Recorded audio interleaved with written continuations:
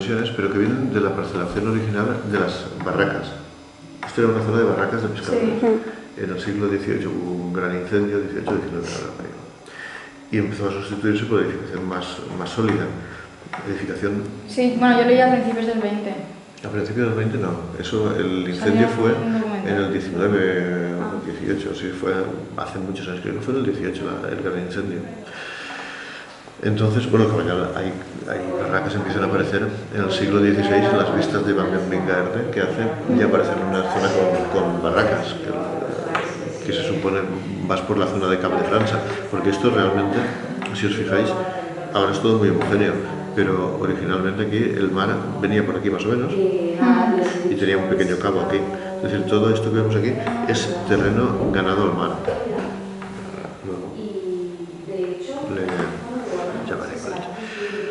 Entonces, la parcelación de las barracas era, las barracas iban una tras otra y tenían unas dimensiones muy determinadas, porque las barracas se hacían todas prácticamente igual.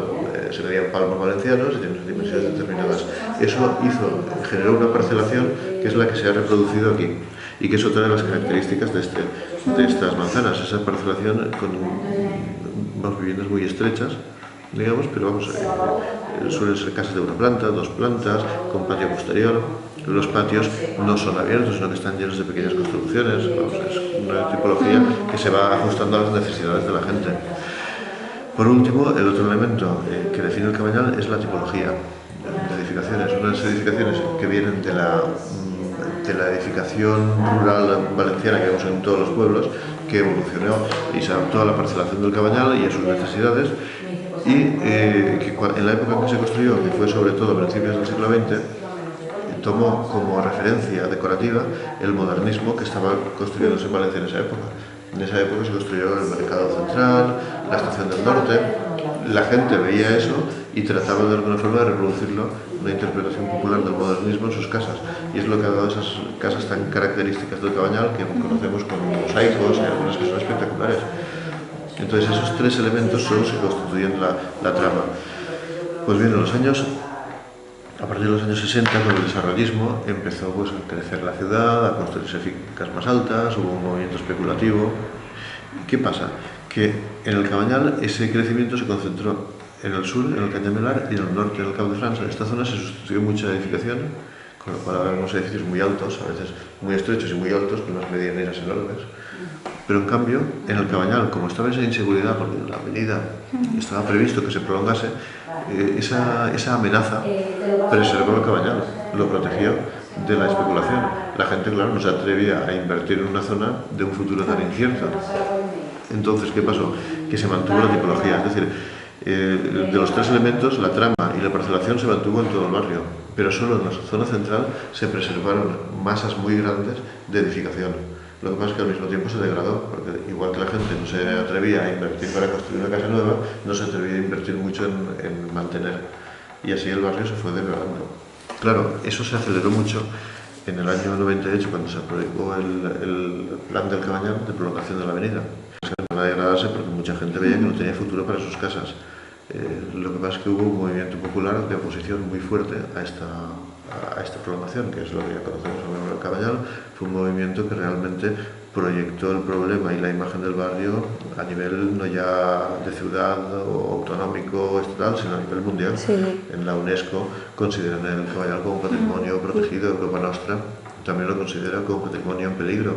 Es decir, ha dado una visibilidad, porque ellos han hecho un movimiento realmente impecable, ha sido un movimiento pacífico, de protesta constante, han utilizado todos los medios posibles, han estado presentes en la vía civil, han estado presentes en la movilización en la calle, han estado presentes también en la vía judicial, pero por otro lado la presencia cívica ha sido muy importante porque han sabido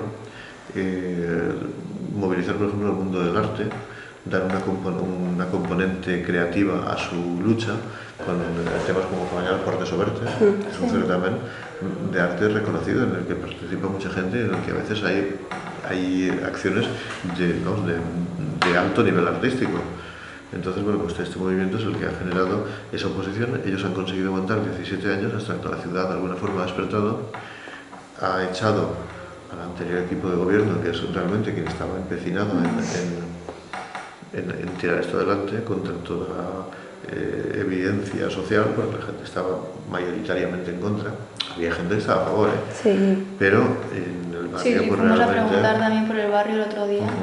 Al mercado y Claro. casi todo el mundo, bueno, eran todos abuelos, pero que sí, que lo tiren, que lo tiren. Claro, pues hay una imagen de degradación. Aquí es que ha habido un... Claro, y nos decía mucha gente que si es que la gente no se atrevía a pasar por la calle, entonces que... Pero... Efectivamente, pero es que ha habido un proceso de degradación instigado desde el propio ayuntamiento. Es decir, casa que compraban, casa que tiraban, o permitían que se ocupase. La gente que se quedaba ahí a vivir empezó a vivir con la presión de estar en un sitio que cada vez se deterioraba más físicamente, que no se mantenía, que no se limpiaba, en el que se llegaron a suspender las licencias, no se daban licencias para rehabilitar, ni para hacer nada, ni para implantar negocios. Se paralizó prácticamente, y luego aparte la introducción de grupos marginales con actividades molestas para la gente. Porque claro, se promovió desde el ayuntamiento, se dejó hacer a gente que venía, pues que no tenía dónde vivir y se instalaba ahí. Entonces la gente que no tiene recursos pues se monta sus propios recursos y montaban estas chatarrerías ilegales que causan molestias. Aparte, pues como no hay ningún control cívico, porque ahí no entraba la policía ni había prácticamente acción social, pues la gente hace lo que le da la gana, juegan al fútbol a las 3 de la mañana, o se suben por encima de los coches, o montan una fiesta y están 2 días de fiesta. Y claro, los vecinos no podían hacer nada contra eso, porque llamaban, te lo dicen, llamábamos a la policía y no venían. Es decir, no podías hacer nada, entonces mucha gente se ha ido. Mucha gente vendió sus casas por 4 duros, presionada por ese ambiente. Era un sitio en el que no se podía vivir, entonces mucha gente no lo soportó. Y constantemente, a una hora, hay gente que se está yendo del barrio porque no lo soportaba. Y luego aparte se ha instalado al lado también allí la venta de droga, que eso sí que es algo que causa mucha degradación al barrio, porque empieza a venir gente de fuera a comprar, hay un ambiente bastante dudoso y la gente acaba yéndose y no lo soporta. Entonces eso es lo que hace esa visión del barrio. Mucha gente tiene esa visión negativa. Si a eso sumamos que la costumbre en Valencia es dejar pasar, dejar hacer, porque es verdad, no sé si lo habéis oído, harán lo que querrán. Es decir, la gente no piensa que pueda cambiar las cosas, entonces lo ve tanto tirar y dice, lo mejor que lo tiren todo. Y es verdad que eso se ve mucho. Hay gente también que piensa eso, pero es que es gente que de alguna forma se siente estafada, porque ellos pensaron que venían a un barrio, tenían una imagen, fijaros aquí, por ejemplo, que la avenida viene por aquí y aquí hay edificios que de alguna forma ya están esperando la avenida, porque había edificios altos que ya esperaban. Son edificios que están esperando la llegada de la avenida. Por la zona del mercado hay edificios altos también y modernos. Pero son edificios que están esperando que llegue. Y esa gente se fue al barrio esperando que ese barrio sería un barrio pues con los estándares que en esa época se pensaba que eran el desarrollo. Edificios altos, coches, gente con dinero, en fin, esa es la visión que se tenía del desarrollo. No es la visión que se tiene ahora de lo que es el desarrollo. Ahora se piensa que hay una escala adecuada para la vida, que hay pocos coches, que la ciudad sea tranquila, que puedes ir tranquilamente por la calle. Pero en aquella época, durante la dictadura, era lo que se veía como desarrollo, que vinieron y hicieran fincas, ala, y venga, coches. Entonces hay gente que se les vendió eso y de alguna forma han pasado su vida esperando que eso llegase a su barrio y no llegaba nunca. Y vieron en un momento dado que los suyos, porque es gente ideológicamente normalmente situada a la derecha, llegaban al ayuntamiento, luego llegaban a la Generalitat, luego llegaban al gobierno central y no venía a la avenida. Entonces hay gente que se siente estafada y está muy fastidiada porque me han engañado. En fin, hay sensibilidades muy distintas. Está la gente pues eso que en la marginalidad del barrio pues ha encontrado un sitio. Y entonces pues ahora pues igual no lo ven tan claro. Es decir, es un tema socialmente muy complejo. Pero vamos, lo que nosotros ahora estamos haciendo, nosotros hubo un concurso para diseñar una estrategia para el barrio, una estrategia que va más allá. Si no, hacemos las preguntas si quieres, no sé. Bueno, como quieras. Como queráis vosotros, yo no sé, lo que queráis. Pongo a hablar y no paro. No, pues te preguntamos, vale. Pregunta tú, va. Vale, ¿en qué va a consistir el plan de rehabilitación? Buena pregunta. El plan, en primer lugar, no es un plan de rehabilitación, es una estrategia integral. Es decir, contemplará la rehabilitación, contemplará también intervenciones sociales, culturales, económicas. Es decir, lo que se pretende es diseñar un plan para que el barrio, de alguna forma, se normalice. Es decir, se mantenga la población que hay, se traiga población nueva, pero sin cambiar la estructura social del barrio. El barrio se caracteriza por tener una gran diversidad y una gran vitalidad, eso se quiere mantener, y por supuesto una recuperación física del barrio. Y esa recuperación física, la recuperación física pasa por arreglar calles, arreglar casas. Hay muchos problemas porque el barrio está muy deteriorado. Por ejemplo, la administración tiene 674 viviendas en propiedad, además de solares, edificios enteros. Arreglar eso es carísimo. Entonces, pero hay que hacerlo, porque no hay otra solución que invertir en repararlo. Entonces, encontrar las soluciones y las vías para, no ya para hacerlo, sino para que se sienten las bases para que se haga, es un objetivo de la estrategia. La estrategia, además, tiene una parte que deberá ser financiada por Europa. Por eso lo que estamos haciendo es un documento para marcar unas acciones, elegirlas y que sea Europa quien las financie, colaborando con el ayuntamiento, claro. Pero lo que estamos haciendo, y esa es la novedad de este plan, es que lo estamos haciendo de forma participativa. El urbanismo tradicional realmente cuenta muy poco con la gente. El urbanismo tradicional se dibuja en los despachos, se hacen planes, se mueve, pues esto no está bien, pues esta gente se le lleva aquí, esto se juega como con piezas de Monopoly. En cambio, eso puede funcionar, puede funcionar, pero también tiene muchos elementos para fracasar, porque si la gente no está de acuerdo con lo que estamos haciendo con ellos, porque estás trabajando con su ciudad y con sus vidas, pues puede estar en contra, como ha pasado aquí, o recordar lo que pasó en Gamonal. Gamonal es un proyecto que, si lo ves sobre el papel, es estupendo, porque es una avenida espantosa, llena de coches aparcados, es un desastre cuando lo ves, pero ¿esto qué es? Y la propuesta era convertirlo en una calle con árboles, un bulevar, y los coches meterlos en un aparcamiento, genial. Pero ¿qué pasa? No se contó con la gente para hacer eso. Y la gente, oye, no nos han consultado. Aparte había otros temas de quién iba a construirlo, si se quería dar un pelotazo, en fin. Pero claro, a la gente lo que no le viene bien es que mira, mi calle es un desastre, pero yo dejo mi coche aparcado como me da la gana. En cambio ahora me van a quitar el sitio para aparcar y me obligan a comprar una plaza de garaje que vale una pasta. Y a lo mejor no puedo, porque en un barrio más o menos popular, pues no puedes permitirte esas cosas. Es decir, hay que tener en cuenta la situación real y las prioridades de la gente. Entonces, en este caso, nosotros estamos intentando trabajar un poco al revés de cómo se hace normalmente. Primero vamos a preguntar a la gente. Vamos a intentar que las acciones que diseñemos respondan a las necesidades reales de la gente. Eso es muy complicado, ¿eh? Parece fácil de decir, pero es muy complicado de hacer. Conseguir que la gente lo entienda, porque la gente también quiere saber eso. ¿Qué vas a hacer? Pues ya lo veremos, vamos a ver cuáles son las necesidades, vamos a definirlo y al final, desde luego, en un mes y medio tendremos que tener acciones concretas. Pero de momento vamos a hablar y vamos a ver cuáles son las necesidades.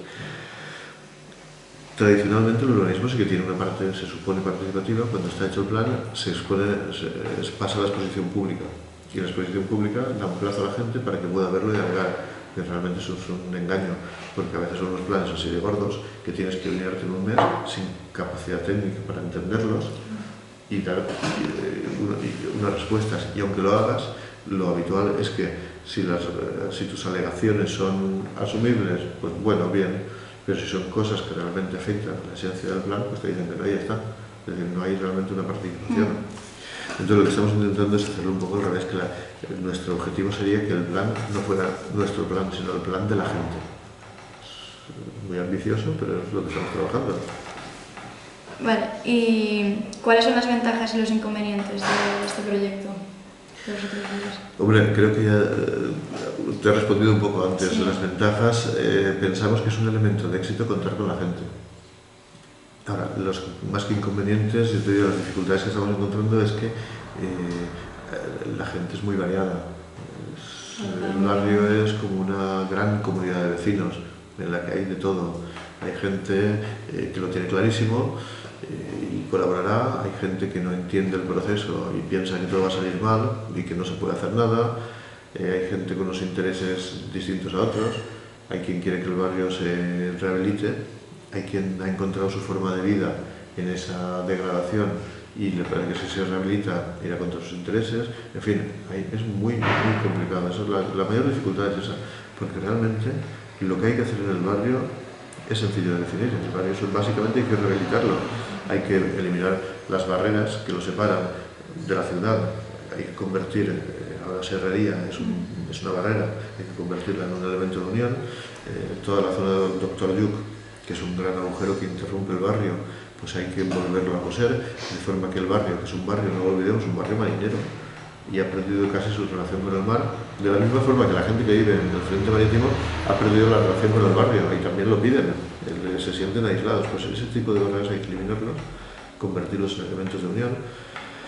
Hay que volver a conectar este-oeste, hay que crear equipamientos, y seguramente pues, el sitio bueno será el eje más destruido, que es la zona del Boulevard San Pedro, donde hay muchos solares. En fin, hay una serie, y por supuesto hay que rehabilitar muchísima vivienda y reconstruir muchas cosas que se han destruido, porque la esencia del barrio es residencial, y eso es lo que tenemos que hacer. Ahora, lo complicado es eso, es sobre todo trabajar con tantas personas y tan distintas, con tantos intereses. Pero bueno, lo vamos intentando. Vale, ¿y qué medidas se van a tomar para evitar la gentrificación? Muy bien, esa es la pregunta del millón. Vale, y aparte es un elemento, es un tema que sale constantemente, porque desde todos los colectivos lo dicen. Pero lo que nos estamos dando cuenta es una cosa, con la gentrificación, todo lo que es gentrificación, pues la gente piensa que quienes gentrifican son los demás, que en concreto no gentrifica.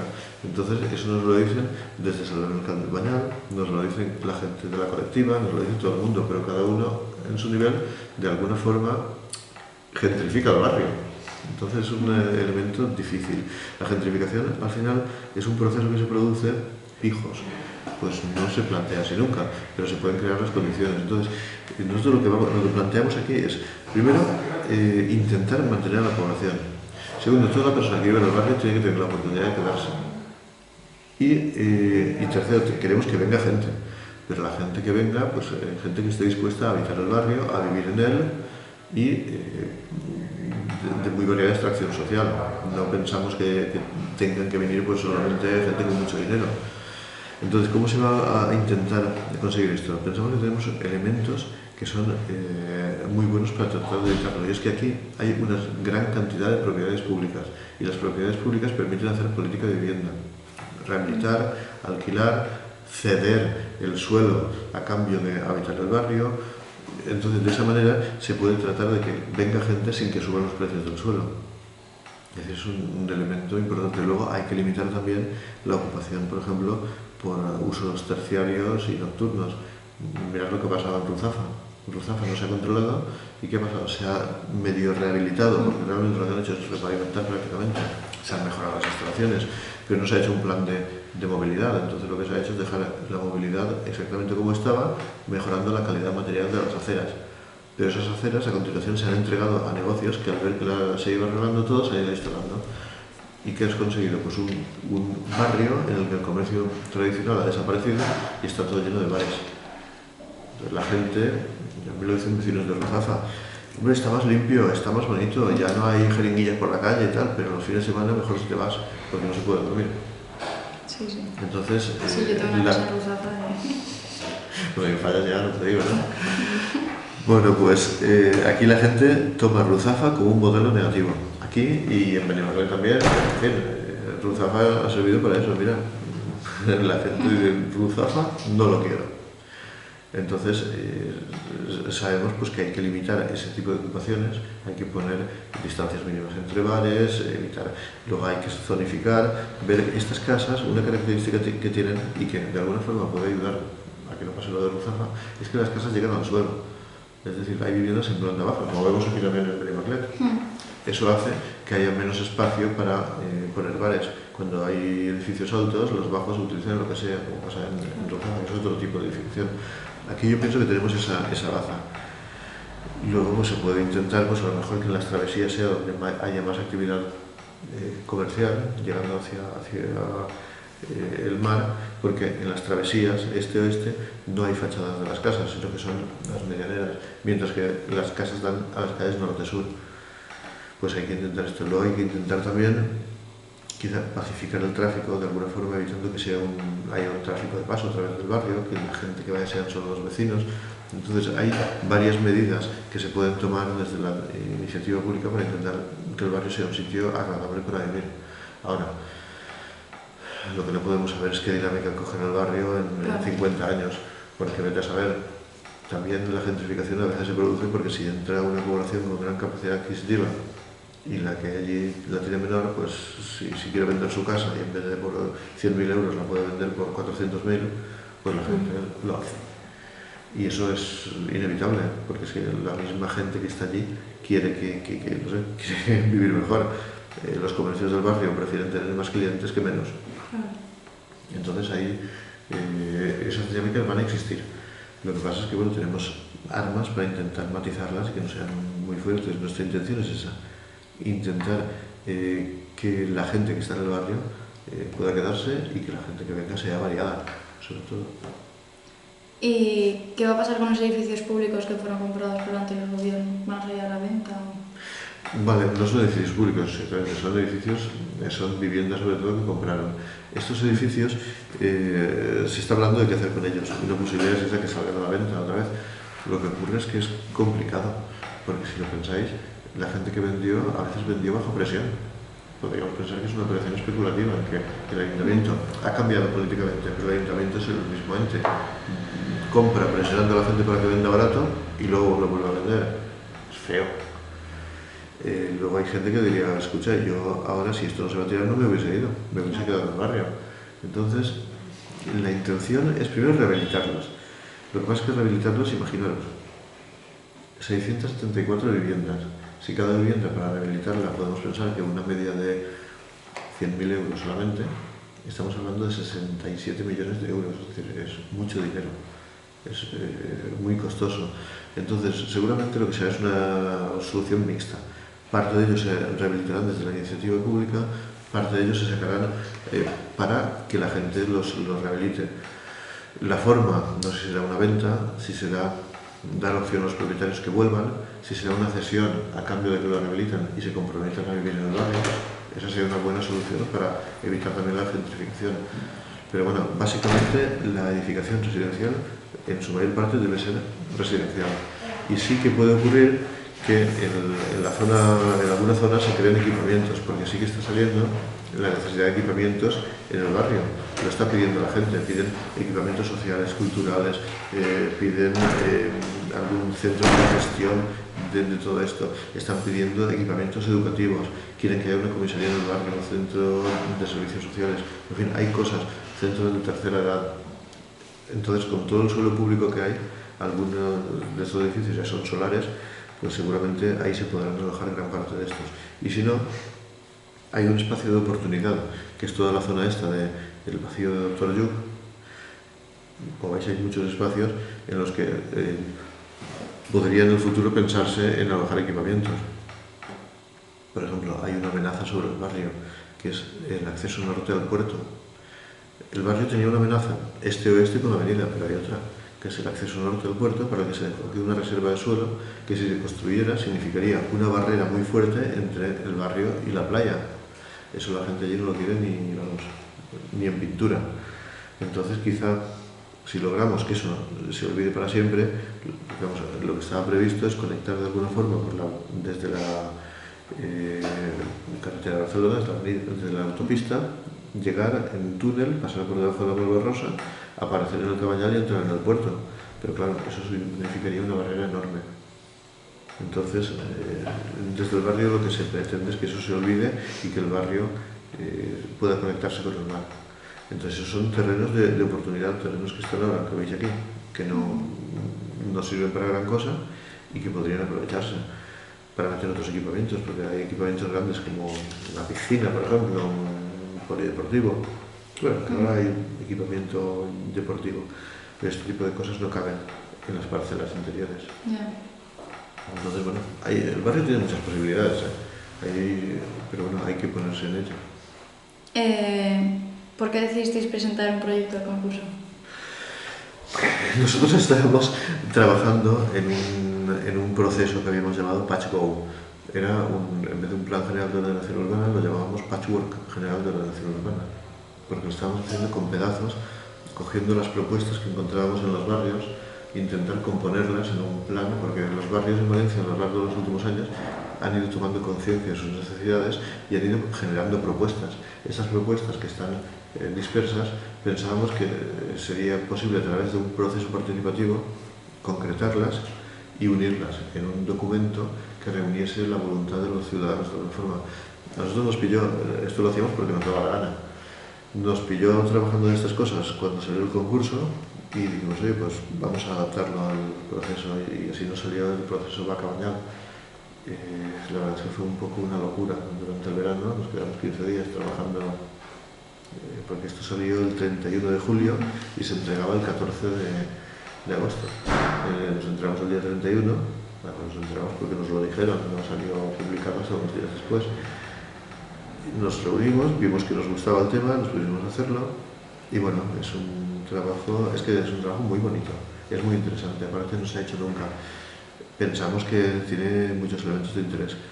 Económicamente es un poco desastroso porque lo que estamos trabajando no, digamos, el presupuesto del proyecto es muy bajo, son 27.000 euros masiva y somos mucha gente trabajando y llevamos ya en esto, pues desde que nos adjudicaron hace más de un mes, aparte de lo que habíamos trabajado antes para hacer el concurso y diseñar la estrategia, o sea, la forma de diseñar la estrategia, pues somos en el equipo trabajando, pues somos al menos 2, 4, 6, 8, unas 10 personas. Entonces, no es ningún chollo económico, pero es es extremadamente interesante. Y aparte nos lo hemos puesto como un reto casi personal. Esto tiene que salir bien sí o sí, no puede fracasar, porque tiene que ser un ejemplo para luego abordarlo procesos parecidos en otras partes de la ciudad. Vale, y por último, ¿crees que el proyecto optará finalmente a los fondos europeos de desarrollo urbano? Claro. Sí, tenemos que tenerlo. En cuanto salga la propuesta, en cuanto salga el decreto, que va a salir en breve, nos dicen eso desde hace muchas semanas, pero bueno, va a salir en breve, tendremos 45 días para entregar. Entonces nos pondremos las fechas y entregaremos la propuesta. La propuesta, lo que pasa es que será solamente una parte de todo lo que hemos construido, porque nosotros la intención nuestra y la que nos manifiesta el Ayuntamiento es que hagamos una estrategia realmente integral para todo el barrio, no más allá de lo que van a financiar los fondos FEDER. Entonces, nosotros cuando salga esto prepararemos el documento, lo haremos y yo confío en que conseguiremos la financiación.